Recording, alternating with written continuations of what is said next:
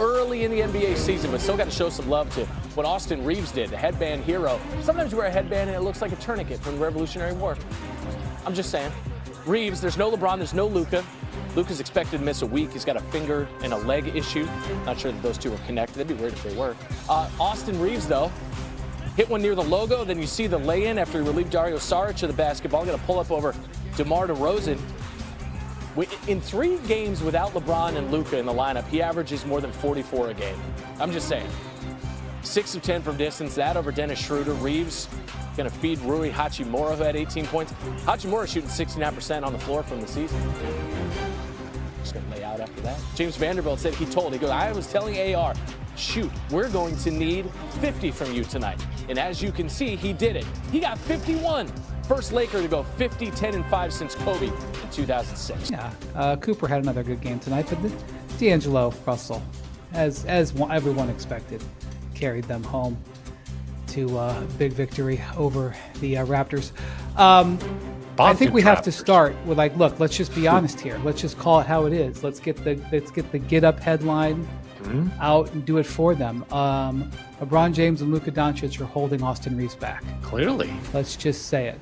If the Lakers averages 51 when Luka doesn't play this year. If the Lakers get to play the Sacramento Kings 82 times, they would be 82-0. You took the Kings. Pretty early in the wins pool pod there, buddy. I mean, pretty early. I think I took them 22nd, and they should have been lower than that. They were an abomination watching this game in the second half today. Austin Reaves got whatever he wanted, but I don't know how the Kings are going to stop anybody this season. Well, the Kings right now are still complaining about the free throws that the Lakers got. I'm not sure. Yeah, hey, guess what? Here's what I watched in the second half. I watched in the second half the Sacramento Kings let the Lakers do whatever the hell they wanted on offense the whole time. Now, Zach LaVine was taking crazy, terrible shots. I know he had 32 points. He took several horrible shots in the fourth quarter. Unless they have Keon Ellis out there, they don't have anybody who can stop the ball.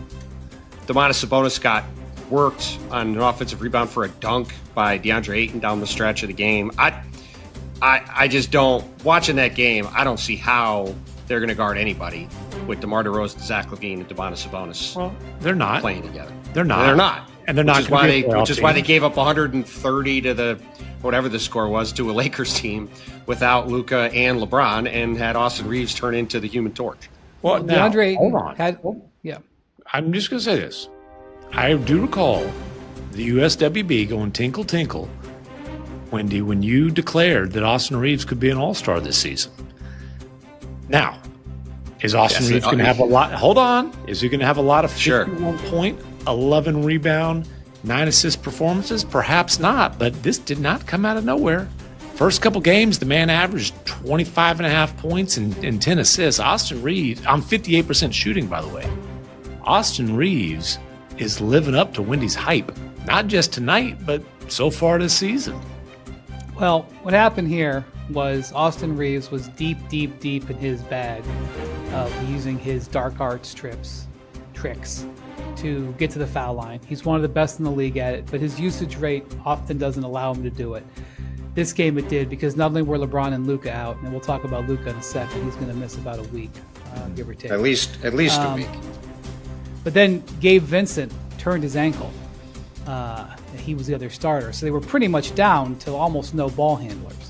And so, it was just a command performance by him. And then an iconic, perfect Austin Reaves comment after the game, which is extremely Austin Reaves in his walk-off interview, where he said, "I ain't got no words."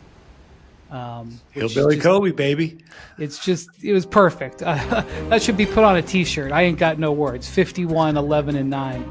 No words, lots of game. Well, look, and Austin Reaves is a very good on-ball player, and, obviously he's not going to go for 51 every night, but if you have the ball in his hands like this... He's not? I would be surprised. We'll see what he does tomorrow on Monday night against Portland. I'm going to go out on a limb and say he's not going to go for 51 again against Portland. But he is a guy that's going to put up numbers Jackson if he has has the ball in his hands a lot, and he had an incredible game.